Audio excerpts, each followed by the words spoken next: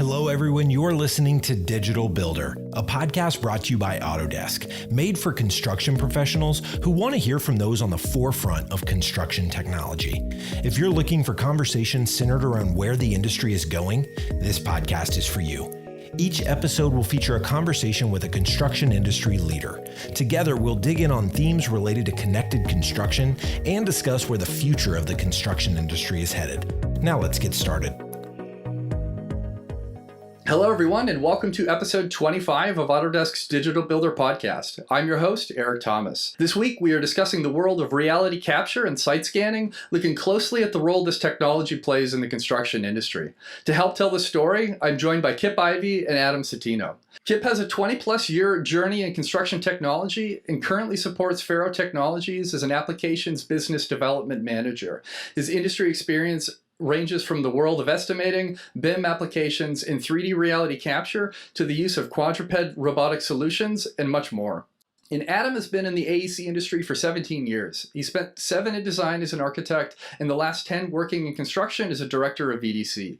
Most recently, his fiery passion for identifying where technology can improve how we design and build has led him to the tech world, joining the team at Openspace as their solutions engineer manager. Thanks for joining me on the show today, gentlemen. I really appreciate it. Well, good afternoon. All right, and I'm really excited to kind of jump into the nuance of reality capture. And to start us off today, I want to spend some time unpacking the what and why behind reality capture and site scanning, including learning more about the different technology that ties into the concept. And once we lay that groundwork together, we'll learn about how to evaluate the technology for your business and hear some guidance from today's guests on implementing reality capture into your own workflows. So for the benefit of those out there listening that aren't familiar with today's topic, Adam, can you start by clearly defining what reality capture and site scanning really is within the context of construction? Yeah, absolutely. I would define reality capture as digitizing the real world by capturing the environment and built world around us. And we can kind of break this down into 3 categories of the what, why, and how. And the what is, what are you going to capture? For the most part, if you can see it, you can capture it. This could be an existing building, could be post-tension cables before a slab is placed. It could be general progress of a project, or some of the unusual things that I've had a chance to capture, like the inside of a 28-foot globe that we had to pick, plan, and transport across campus, which was really cool. I reached my hand into a cockroach-filled confined space to capture the invert of a pipe, which was really gross. That sounds rough. I mean, valuable, but rough. Yeah, I mean, it saved 2 weeks of going through the process of getting somebody to enter that confined space, but it was certainly gross. And I've had the chance to help capture Fenway with a drone, which was really, really cool. And the why is, why do you need this information in the first place? Are you trying to document existing conditions, to create a model from it? Do you want to use this information to plan better, be more efficient, make more informed decisions to resolve issues out in the field? And then you have the how. And let's be honest, everybody has a reality capture tool in their pocket. Everybody can take pictures with their cell phone, and even some of the new ones have LiDAR in it, so you can scan with your cell phone now too as well. Yeah, I mean, interestingly enough, when you think about the reality capture, there are so many tangential functions of use of the data even after. But today the world of reality capture is used in everything from the world of not just construction, but all the way into the world of forensics, the movie industry, the gaming industry, historical preservation, those kind of functions too. So it is, like Adam said, it is about the digitization of the real world and bringing it back into the digital space. So I really like the kind of walkthrough that you both have done so far on just that high level conversation. And it's part of why I was so excited to get into this topic today, because it is so wide in scope. Like there's so much to consider as far as potential, which is awesome, but also can be a bit overwhelming if you're new to the technology. So it's going to be fun to kind of deconstruct where people can begin and the impacts of that. But Kipp, I want to lean on your experience in AEC and learn a little bit more about the technology specifically tied to reality capture. Can you tell us a bit more about the different types of hardware and tech that wrap into this space? Yeah, from a sensory perspective, right, a sensor perspective, it really runs the gambit. I think if you really start at the most rudimentary side, the basics, that's going to be in the world of using photos, right? whether it's layered digital images, even whether it's through a standard SLR style digital imagery, drone-based imagery, and then of course now as we migrate and move into the world of 360 photos, using the Ricoh Theta or some of the other 360 capture tools. And then you get into what's commonly referred to as scanning, and you have both SLAM type function where it's much more mobile function, and then the standard function that we're all familiar with, which is a tripod-based function, which is commonly referred to as LiDAR scanning or terrestrial scanning. Now, those particular sensors can be modified in such ways that they can be either stationary or mobile or even aerial, right? So on the back of a vehicle, on a push cart, or obviously being flown with a drone. Those are probably that's really the main set of tools used within the confines of reality capture. Yeah, I've always considered it like there's a reality capture toolbox, and all those tools that Kipp just mentioned fall into that toolbox. And it's really what is the end goal you're trying to get to is what determines what tool you're going to use. If you want historical data and want to track progress at a high frequency, that's going to be your camera or tools like Openspace. If you need a high level accuracy and be able to measure stuff down to 1/60th of an inch, that's going to be your laser scanner. If you need to capture a large site to plan logistics, that's probably going to be your drone. So it really depends, on what the end results you want to get to is to determine what tool you're going to use, and they all fall within that toolbox. And access plays a big part into it. Speed of collection plays into. There's this huge fine line throughout all the sensor data between the concept of accuracy and speed, right? It is a balancing act, and we all walk that tightrope every day as we develop solutions for our customers. It's so cool seeing all of the different potential tech that wraps up into this now. Instead of 10 years ago you might have set up your laser scanner, pushed a button and quietly tiptoed away, and now you've got wearables, the drones, everything that wraps up into that is so interesting, and also I think adaptable to so many different use cases now that the capabilities are just rapidly expanding. It's a really cool moment. I mean, I think 10 years ago, 11 years ago, I remember I was working with a scanner that was about 140 pounds of gear. I mean, it literally had a battery on it I thought you could jumpstart the space shuttle with. And it was slow. It was, maybe took 100,000 points a second on a good day. Now we're dealing with sensors that are literally not even 1/3 that size, 1/5.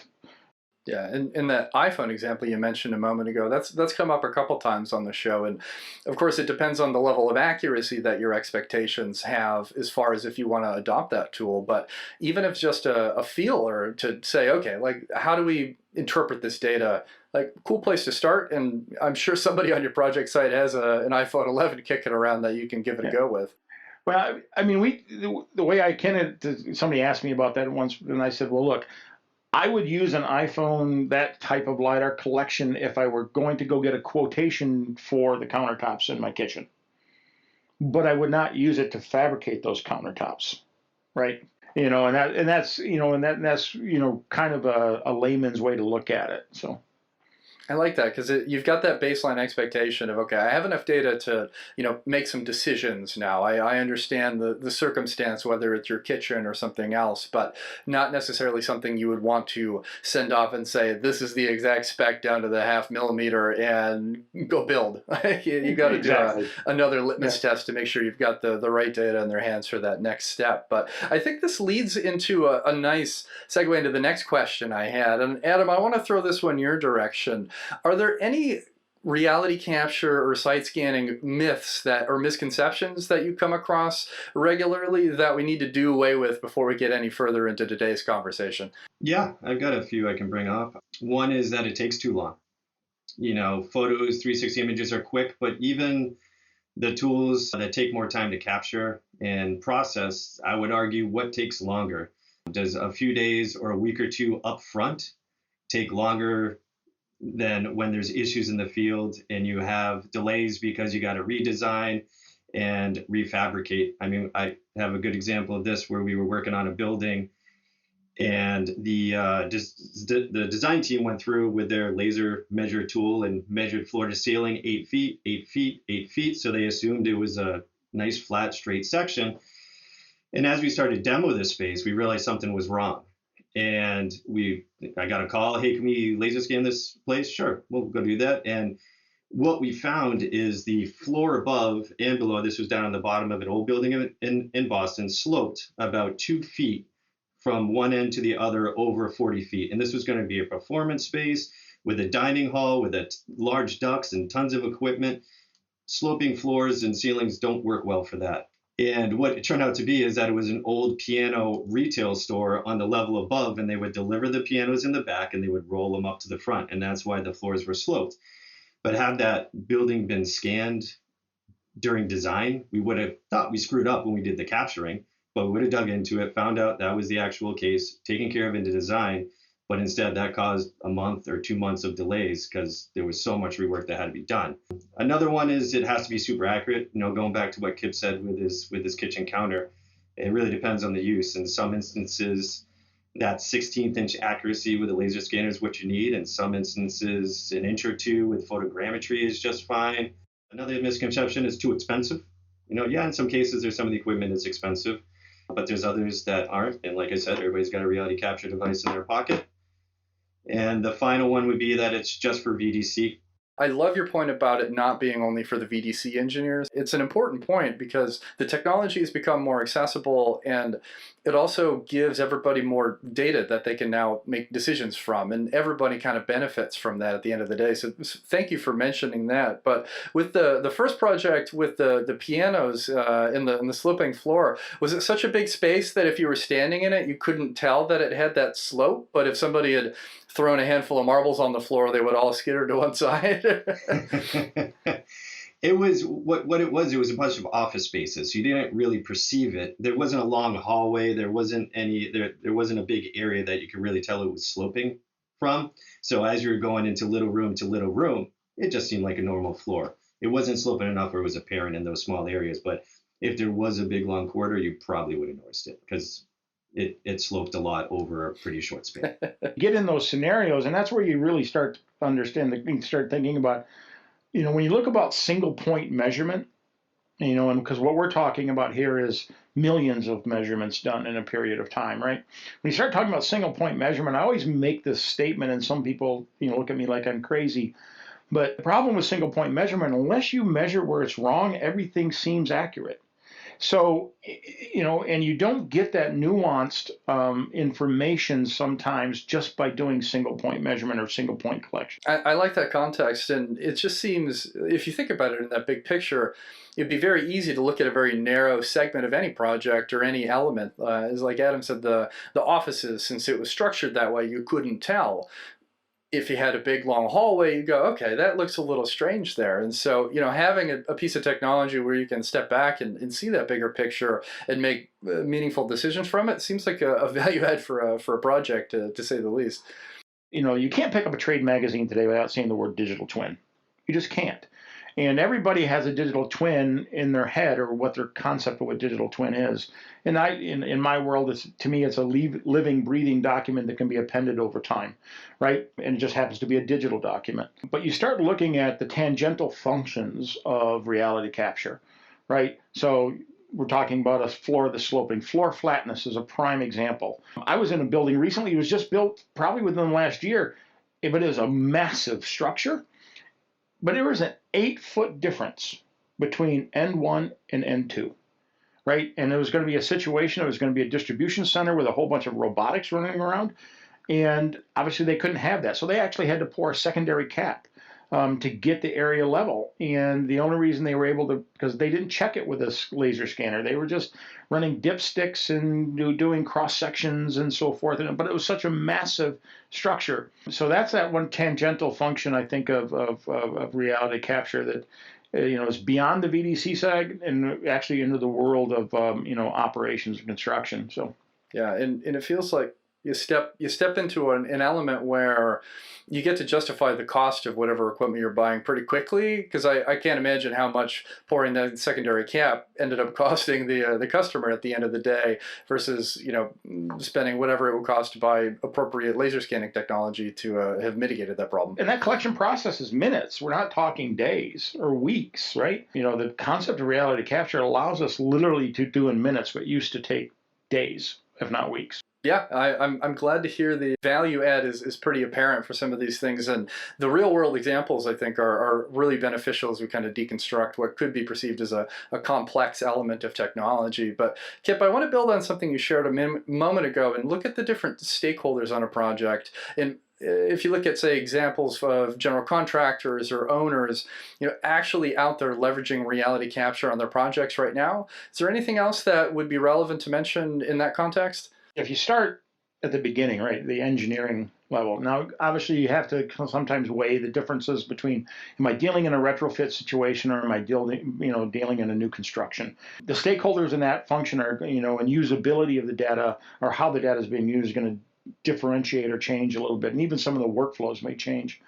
But from an engineering level, obviously you're doing large site survey work, right? Architectural, even potentially a heritage survey if you're dealing with a situation where you're dealing with, kind of a brownfield to greenfield site kind of function. Reality capture provides an exorbitant amount of data. That's probably going to be a combination of both terrestrial and aerial based, right? And then you start getting into, okay, now the superstructure's up. Now I need to check, is the steel in the right location? I got to check with steel deformation. I could, is the steel beginning to slope?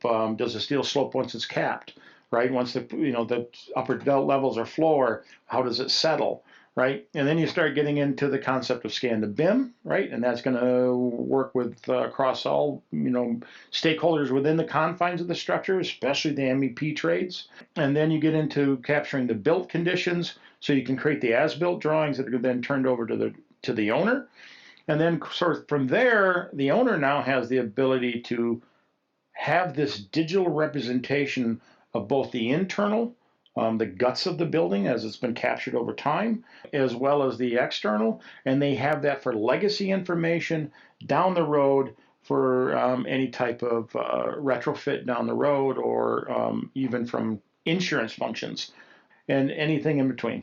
So I don't think there's a trade potentially, except, actually, I don't even know today, in today's world, I was going to say painters, but then I started thinking about, well, look, if I was a painter, I could use 360 photos, and especially if I want to verify the number of square foot, average square foot in a particular area that needs to be covered within a given period of time, maybe even for progress or billing tracking, right? So I really don't think there's a trade today that can't benefit from some facet of reality capture. So. Yeah, I would agree with that, and I mean, it wouldn't be a conversation these days if we didn't talk about COVID, right? And that has kind of changed how people are using reality capture. It's being requested more and more. And, there's the, like Kipp was talking about, the laser scanning outputs, but then there's the daily photos of progress tracking that these owners want to be able to virtually review what's going on their projects without having to visit the site and go to the site. Even before COVID, we actually did, a pilot with Openspace on the phase 3 build out of Autodesk's Boston office there. And the main decision makers for Autodesk there were in San Francisco. They limited 3 to 4 visits just because they could walk the site virtually. And that was even before COVID. And now with this, you got, I think laser scanning is going to pick up. Obviously, these 360 images and progress photos in general are picking up. Everybody's latching on to this and everybody's seeing the value there. It kind of has given it a real kickstart. Yeah. And ramped it up. I had a customer that does a lot of work in the nuclear space and even in the biofarm world. And they're dealing a lot of work, a lot of stuff within the concept of especially clean rooms and dosed environments. And obviously a dosed environment is real simple. Everybody wants to mitigate human interaction within a dosed environment as much as you possibly can. But in the biofarm world, they were just on the process of determining how they were going to retrofit within the context of this particular structure, right? So through the combination of using 360 photos and LiDAR scanning, they were able to take that information, literally throw it up into a virtual world, right? Actually brought the entire group into the world via Oculus. And people were actually able to walk the site and do basic measurements and all the other kind of context within that site without anybody having to, except for the single person that captured the data, into that clean room environment. And they were able to collaborate from all over the United States.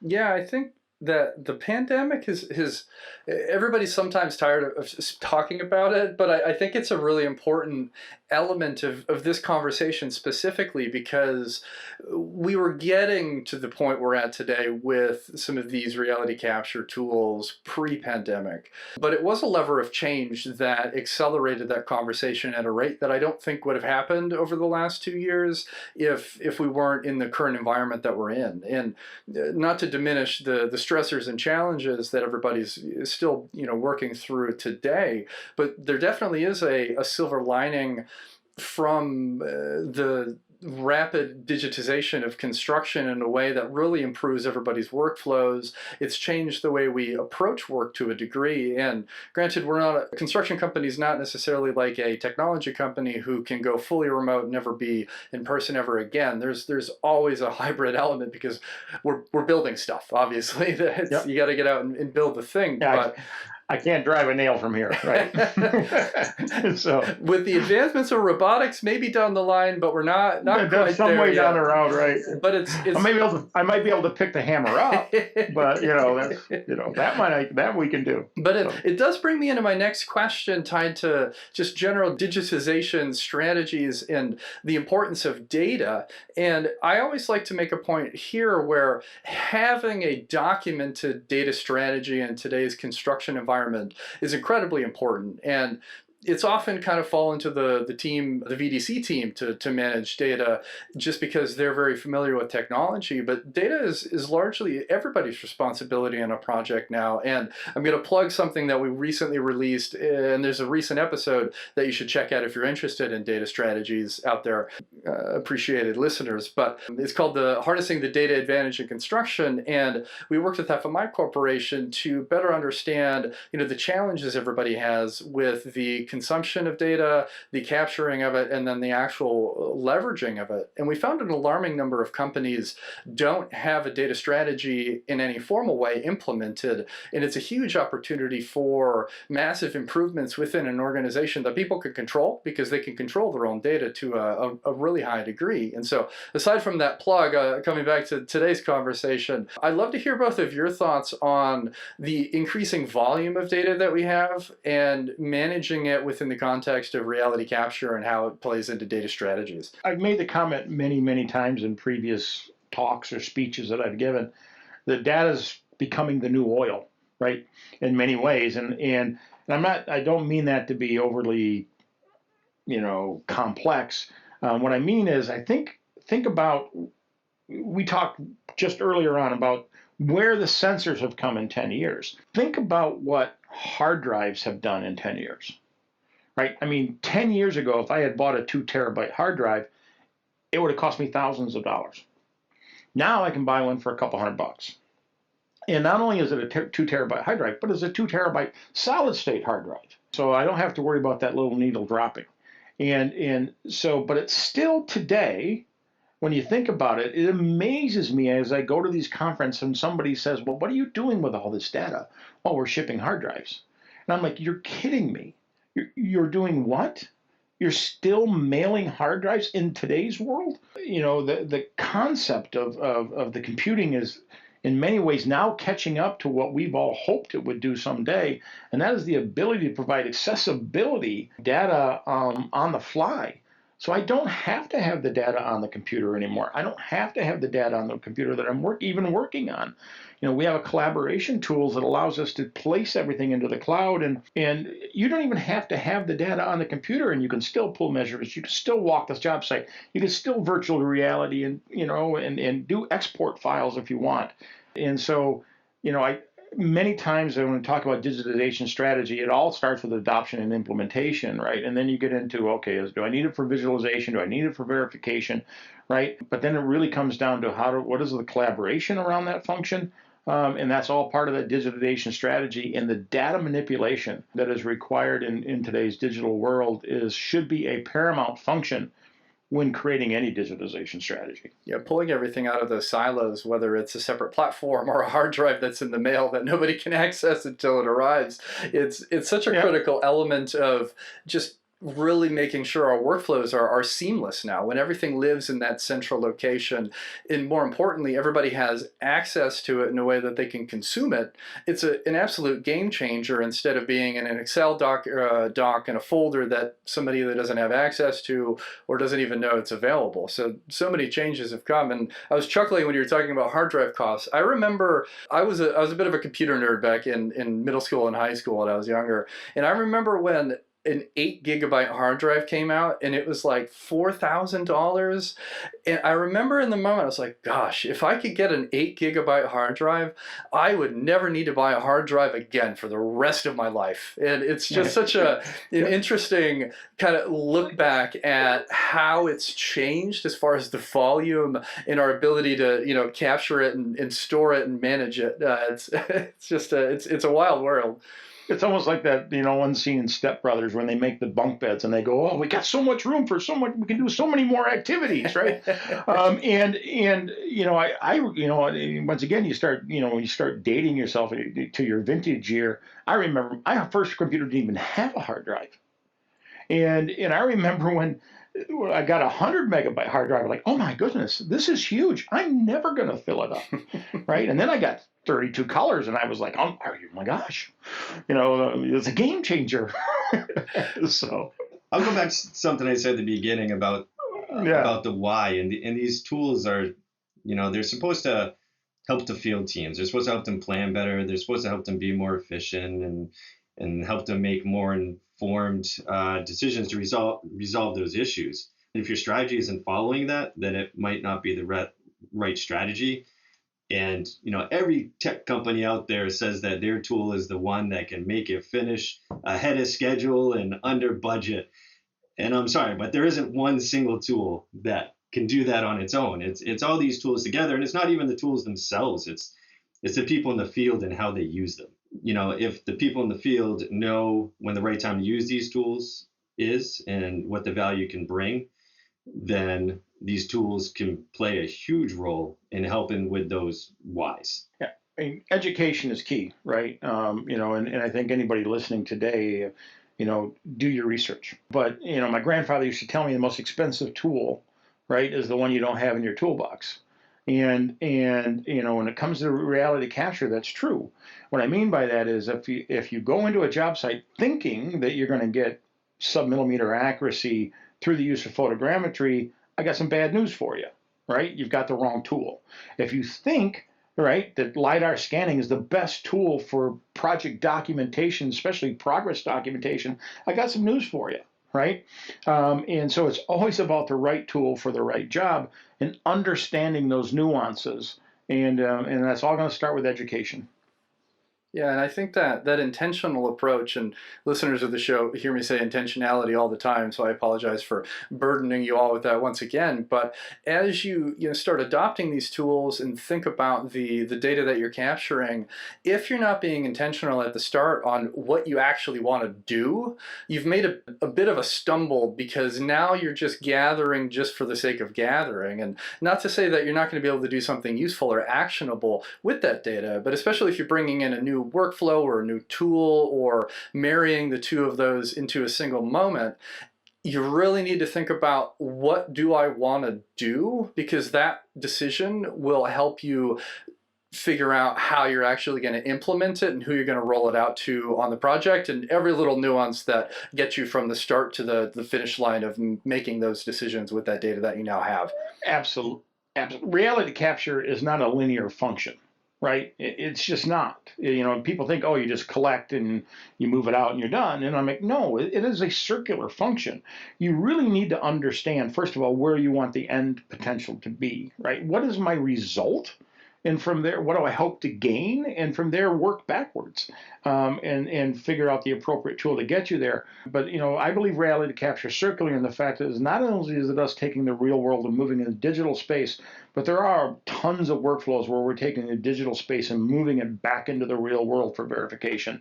So it is a much more of a circular reference than any type of linear process. So I will say there is some value to capture just for the sake of capturing as well. And we found a lot of use cases where, we're never going to need this. We might not, but if you need it, it's going to pay huge dividends. And 80% of the time, a year down the line, you get that phone call. I'm glad we did this. Can you get this for me? Do we still have this information to go back and look at? And that always, that's where like that aha moment hits and the value hits everybody in the field. You need those moments. And then as soon as they experience those, that's when they keep coming back for more and more and more. And the tools really, the adoption takes off. Yeah, without question, there is such a thing as not enough scans, but there is no such a thing as too many. So, you collect more than you think you need because you just might need it.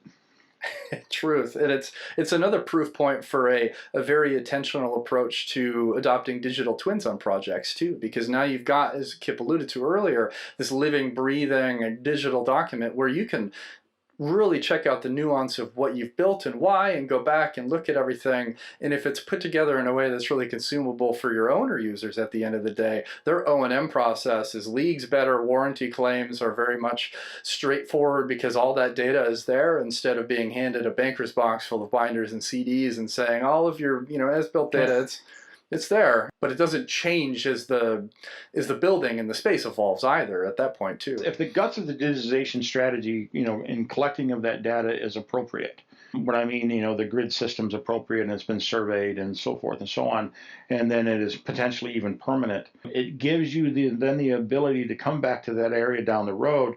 We see this a lot in the world of industrial and manufacturing, and once again, getting away from the concept of construction, but in the world like automotive industry, for example, where they have used some of our tools and have cut their engineering time down by 40 to 50%, because they're able to just append the areas within the inline manufacturing process and do robotic simulations and so forth in the digital space. So as long as that digitization strategy is appropriate and has some thought process behind it, then it gives you the ability down the road, once again, to append the data rather than constantly have to go back and recollect the whole thing over and over and over again, which is a true digital twin.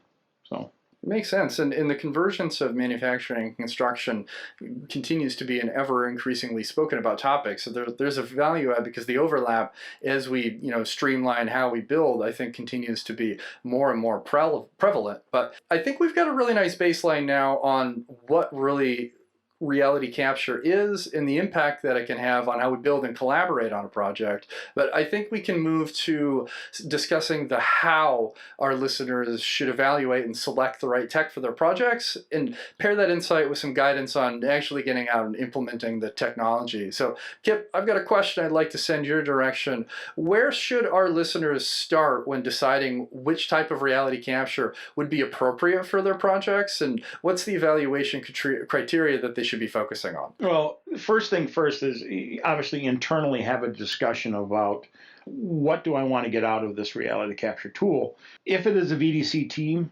most VDC guys are going to lean heavily towards the LiDAR space because they want to be able to do data analytics in relationship to, are we in the right space and is everybody else in the right space?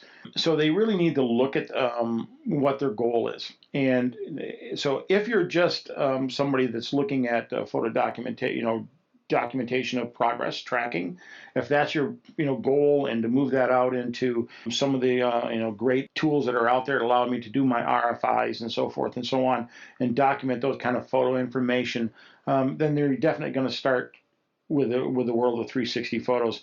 I think most people are going to migrate probably early on to the world of 360 photos first, and then realize, okay, this is a good start. Now I need to move. What's level 2, and then level 3, and then level 4 as they walk along that particular path. But it really comes down to what the individual contractor is and what they do within the confines of the AEC process. If they're a heavy installer, then LiDAR is going to be their bread and butter. Yeah, and I would first identify what's most important to you, which goes along with what you do. Is that speed? Is that accuracy? Is that accessibility to the data? Ease of use? Consistent and frequent capture rates? progress tracking. And then step 2 is to research the tools that best fits, what's most important to you. And, I did a bunch of tests on the construction side, that Autodesk Phase 3 one again. We used it as a playground to test out a high-end laser scanner, a cheaper lower-end laser scanner, a Matterport, Openspace, and couldn't do drones inside. But I used another example for drones and really, really got the amount of time to capture, the amount of time to process, the types of outputs it has, the use cases for each one. It's really got to research and then test, trial, and pilot. I was always big on trials. I got sold once and never again. I got sold on promises of what a product could do once and never again. So I always needed to test it. and going back to what's important to you. Sometimes, a lot of times, you roll out a tool and you think that tool is going to have a certain value and fit certain use cases, but you find more and more for that tool. So it's kind of trying to find not just the one that's advertised for it, but where else it can fit in your big picture and fill in the pieces of the puzzle. Okay, now that we've covered how our listeners should be selecting their reality capture technology, where should they start when they're implementing it to ensure it's embraced by the project teams? Adam, I'd love to get your insight on this one first. Yeah, I just want to reiterate again something we just pointed out is get that field teams in the decision-making process, and then this implementation process becomes a lot easier. If you already have their buy-in before you purchase the tool, they're going to want to use it because they're a part of that decision-making process. But I made that mistake once, another mistake I made once, and then didn't make again. You want to get people's input. But once you have purchased something and you've chosen a tool, I like to call it like you plant seeds. You get the word out, you get in the field and maybe overhear something and start to pick out some use cases. I always thought the VDC team we were more of internal consultants, right? And a part of that is internal sales. So once we purchase something, it was sold to me. I love technology. I would always see the value. So that's why you got to talk to the people in the field. But then once we purchase something, you also have to sell it to the users in the field so they know where the value is and they know that we have this tool. And then it's in the forefront of their mind when these situations come up to give the VDC team a call, or if it's something in there, that they can use from their own site on their own, it's something that they bring out to the field and use. And then once you've planted those seeds and kind of have some use cases, the next best thing is to, identify your champions. There's obviously people at companies that are always into trying out the new technology and some that constantly fight it. And then there's those people who are in between. So you want those people who are always ready to explore something new, give them a shot, see where they see the value, see where they use it. And those are the ones who are going to start that adoption. And then that, seed starts to sprout. And then once people have a few of those, like you mentioned it, quick wins, you want to focus on quick wins. Once you have some of those wins, you have some of those use cases, you can show the value, and then you get the word out again. Here's where we used it on this project. Here's where it was useful on project A, B, C. And now the entire company starts to see the value, and then they start to, implement it on their own projects. And then you're really getting that full adoption and getting the value out of the tool that you were hoping to get. There's always going to be naysayers, right? In every company, right? I remember, years ago when one of my former employees, I was working around the world of the introduction of the use of total stations for layout in the world of MEP. And I remember having a conversation with a bunch of skilled trades guys, and they're like, I'll never use it, I'll never use it, I'll never use it, right? And then literally 6 months later, the guy's like, I don't know how we ever lived without it, right? And, and I think there are many low impact ways to look at the implementation of 3D reality capture, especially some of the more that have the tendency to broach more of the higher end of the capital expenditure level. There's a lot of great service providers out there that can provide scanning as a service and even rental houses.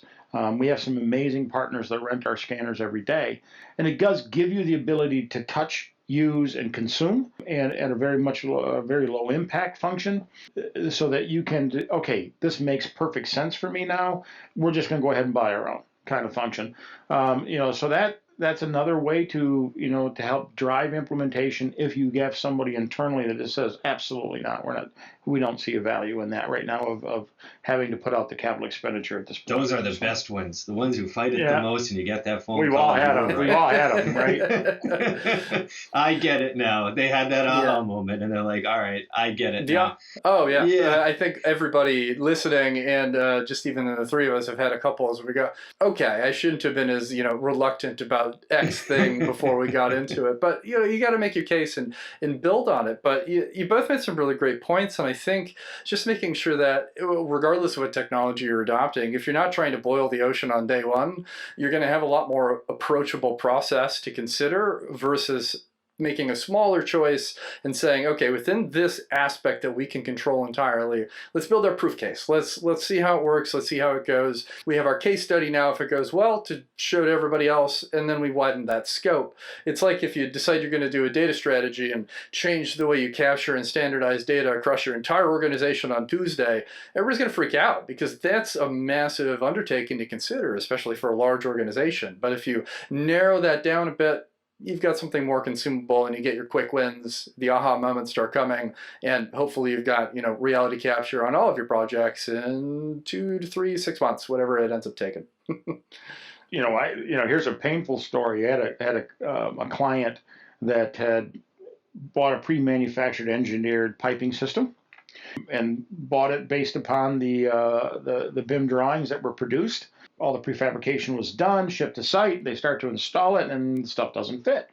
So they go back to the manufacturer, and they say this stuff doesn't fit.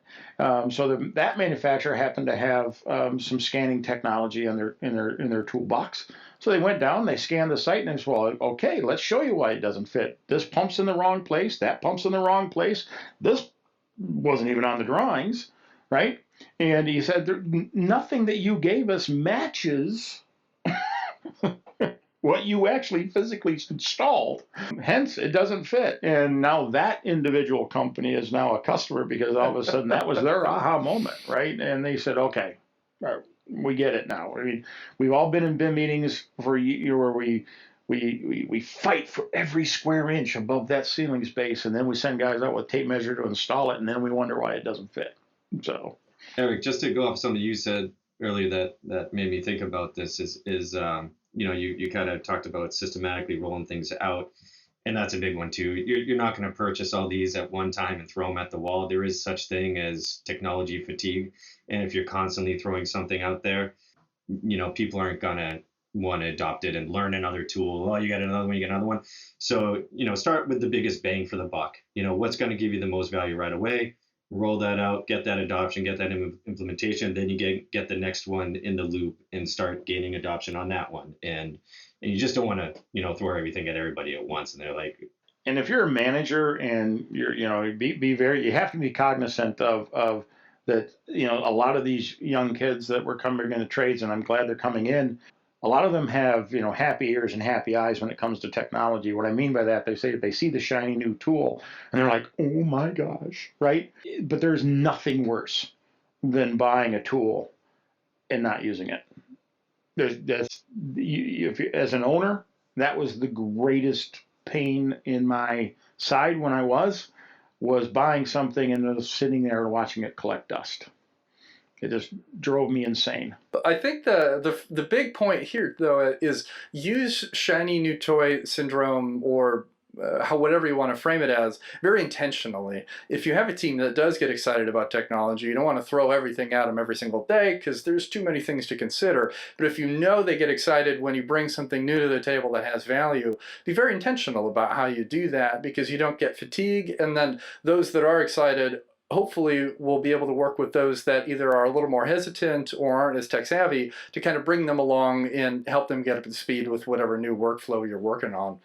Yep, and shiny new tools brings potential employees to you as well, right? If they see you as somebody that's progressive, if they see you as somebody that is driving the edge, eventually they're going to say, I want to work for that guy.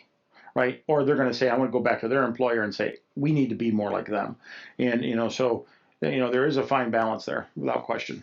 And I know we've got a couple nerds on the call today with regards to construction technology, but you hit on something that's super important, is that perception in construction, especially for drawing in recent college grads and more tradespeople that are younger, is we have so much technology that is really cool to work with. Like it's just really interesting, innovative, AR, VR, augmenting the workflow. So like you can go down the rabbit hole. And so cementing that mentality with those who might not be familiar with the nuances and scope that's potentially available in a career in this industry is something that I'm a bit passionate about and just think is really important to earmark for future conversations. It just reminded me just something recently, and once again, you kind of get to those shameless plug kind of functions every once in a blue moon, but we just partnered with George Mason University and actually created a Faro digitalization lab at George Mason University in the world of forensics.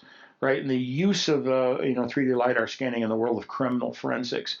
I think it's important that technology companies like us and like Faro, like Openspace, and so forth and so on. And I know Autodesk. I know you've been, have been doing this for a millennia, almost. Right, touching those young minds and making them understand that the world of construction is more like a game today than it ever has been. Right, I gave a talk about the gamification of construction a while back, and it's truly what it is. It's becoming more and more like something out of a comic book when I was a kid, and I find it. I'm just blown away by it. So I was just going to say, Kipp, you mentioned students and attracting good talent and employees. It's also winning jobs too. Like if you're not using tech, to be honest, that's why my job was created at my previous office. We were not winning jobs, and one of the reasons was we weren't using technology like other companies were. So that's how the VDC department came to be about. I gave a talk at the MCAA a while back, and I called it the line in the sand. And the whole thing was about the concept of, at that time, adoption of technology within the mechanical trades. And I said, when I was in the trades, when I started my apprenticeship 40 years ago, it was very easy to go to a particular job site and see, what job site, and it was really, this was kind of a union-based world. And I would say, it was very easy to see a union-based versus a non-union-based function in those early days. And it all revolved around education, right? And, but technology has taken that function and blurred it to the point, now you have plasma tables in the sheet metal industry. Anybody can do sheet metal fittings, right? And now the new line in the sand is those that are adopting and using the new technologies to their advantage and those that aren't.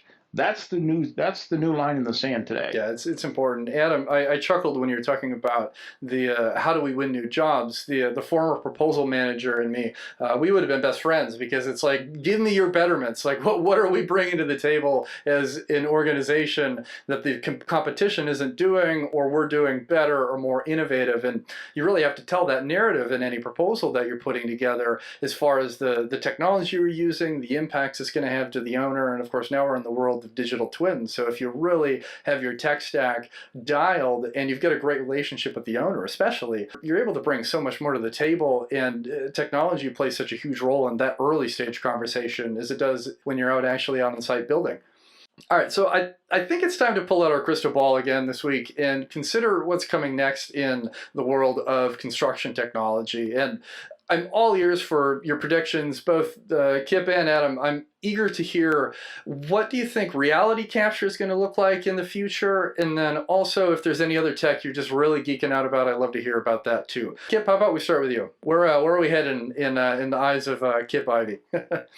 So I honestly I don't think sensors are going to be, in other words, hardware side. I don't think that's the next big thing, right? I just don't, because there's only so much you can do with a scanner. For example, I can make them faster, I can make them collect millions and millions and gazillions of points, but eventually it's just going to be data for data's sake, right? Because it may or may not provide any true value. So I think it's really going to come, in this, what we're talking about today. I believe there's two functions: collection and consumption. The consumption is how we use that data, right? What tools we're using and how we're using that data to aggregate it and provide collaboration downstream. I think that's the next big thing. I think the next big thing is going to be from the consumption side. the use of 5G technology, how that it's going to impact the ability to transmit and offload data, providing that instantaneous gratification that we're so used to in today's world. So I think the next big thing is going to come from the consumption side more so than necessarily from the sensor side. Nice. It's all about how we access that data and make decisions from it more so than, this new piece of technology. And I think that makes sense too. Like once you get down to the millimeter in your scans or something, like how much deeper can you go? I guess it's stepping back into that bigger picture of, okay, like how do we make decisions from it, consume it, and then kind of build on it from there as far as our global digitization strategy as a construction organization. So Adam, how about you? Where do you think we're headed in the future with reality capture and the broader scope of construction technology? It's along the similar lines. I think we're going to see a real increase in tools that automate insights and quality control. And you can kind of think of this as a digital co-pilot, right?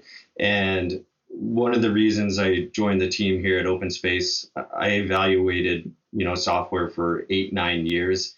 And what I felt a lot of companies did was make those bells and whistles to be able to sell the software really well. But when you got into it, the core product of it wasn't very easy to use. It wasn't easy to share. It wasn't accessible for people in the field. And I feel like what we've done here is created a really strong core product. We're capturing on our walks a 1/360 image every half second, right? So that's a lot of data. A 10-minute walk is 1,200 images automatically overlaid on your plan that you can click on within 15 to 20 minutes after you do that walk. And we're collecting so much data. The core product's so easy to use. Now we have all that information. Now we can build those bells and whistles on top and those cool features with that, which is what we're doing, ClearSight and progress tracking. We're starting to provide those automatic insights. And now when you doing the same walks you normally do to collect those images, now they're being analyzed by the computer vision to give % complete per floor for each task that you have on your critical path. So that's kind of really where I see it going, because the problem before was the amount of time it took to capture, process, and organize data before someone could even ingest it. So the information was kind of outdated by the time they could receive it. Now we're able to capture everything so fast and so much data, it's too much for any one person to go through. So you really need that automation and that help to get those insights from the data that you're collecting. Well, it's great because it becomes an augmentation conversation more so than anything else. And I know a lot of people have been hesitant towards some of the more, I guess, like machine learning and AI and everything else at times within the scope of construction, because there was concerns over eliminating jobs or changing the way we work in a way that wasn't necessarily beneficial to our labor force. But that's absolutely not the case, because it's a conversation of how do we take what people are able to do and make them able to do it better at a scale that a person couldn't do on their own. So if you're able to have that information in real time and you're able to augment all of those conversations and really make meaningful decisions with that data, you're having an entirely different conversation than you would have had before. And I think also we're in a really neat moment where there was this massive uptick in construction technology over the last 5 to 8 years. Just new companies, new organizations, and it's awesome to see. Everybody's excited. There's innovation coming from all directions. But now we have this really important moment where people are aligning on a certain platform or within a certain scope of tools, and that data is being centralized into a way where the workflows are obvious, the data moves from place to place in a seamless way, and you're not, chasing things now. It's just available to make those decisions. So I agree with both of you. I think that's the direction we're headed. It feels like we're just getting better now. It's this great moment of iteration. And then you see some of the additive functions that are matriculating into the construction space. You mentioned in my bio about quadruped robotic solutions, right? You can't pick up a trade magazine or watch 60 Minutes now and not see this yellow dog walking around, right? And there's a myriad of robotic solutions now that are driving deeper and deeper into the construction space. The use of quadruped solutions like Boston Dynamics and so forth, and being able to marry sensors to that and use it as a delivery platform. And, for me, the soft spot obviously is confined space, hazardous conditions, anything that is detrimental to the human condition. But eventually you're going to get more and more into that but autonomous world of collection, once again, to try to mitigate human interaction potentially in off hours and so forth. Those kind of additive functions to the sensors are going to drive adoption and implementation, potentially in even areas right now where we haven't even seen.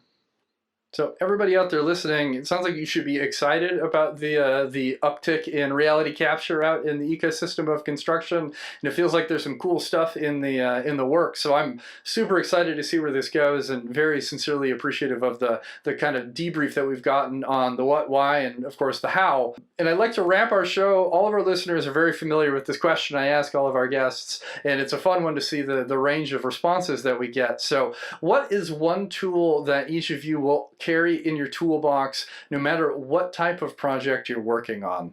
Kipp, how about you kick this one off? Simple, a cell phone. Because there is a myriad of applications going to be done with a cell phone that will augment my day-to-day workflow. Are you an iPhone guy or an Android guy? I am an iPhone guy. I'm hoping someday we'll get a clamshell iPhone, and then I'll be really excited. So. Well, if we're texting each other, you aren't going to get any blue checks from me because I am firmly in the Android box. But it's such a relevant answer, because now we have this piece of technology in our pocket that allows that democratic access to data that we didn't have previously. You're not walking back to the site to go look at your plans. You're not getting a roll of shop drawings and revisions the day after you finish the scope of work that say you should have done it a different way. Like, that's all gone. And then now you add in, of course, since you're in the iPhone camp, the LiDAR scanning and all the other fun tech tools that wrap up into one very important device that most everybody is going to have out on a project site. So a solid answer. You could have an entire another podcast just around the democratization of data. So I'll pick you up for that one then, because I talk about it on every episode. I'm sure some people are tired of it, much like my use of the word intentionality, but it's so incredibly important within the space of the work that all of our listeners are out there doing. So Adam, what about you? What's one tool you will always carry with you regardless of the project that you're working on? I was going to go cell phone as well, so I'll switch it up and go with curiosity.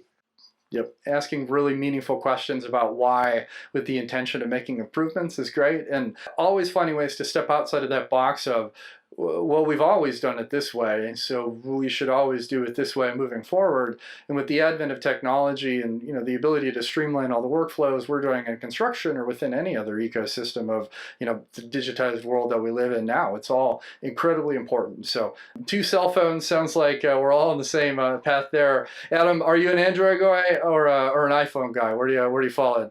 I'm still Android, but now that we have a LiDAR feature within our tool, I might have to switch to the new iPhone. Well, I'm sure it won't be too long before somebody steps on that from that side of the fence into that space. I'm sure. It sounds like an opportunity to ask for a work expense phone. So keep that one in your back pocket. You'll be the cool guy with 2 phones. Everybody strives to be. So I know you're both working on some really cool stuff. So do either of you have anything you'd like to plug and share with our listeners?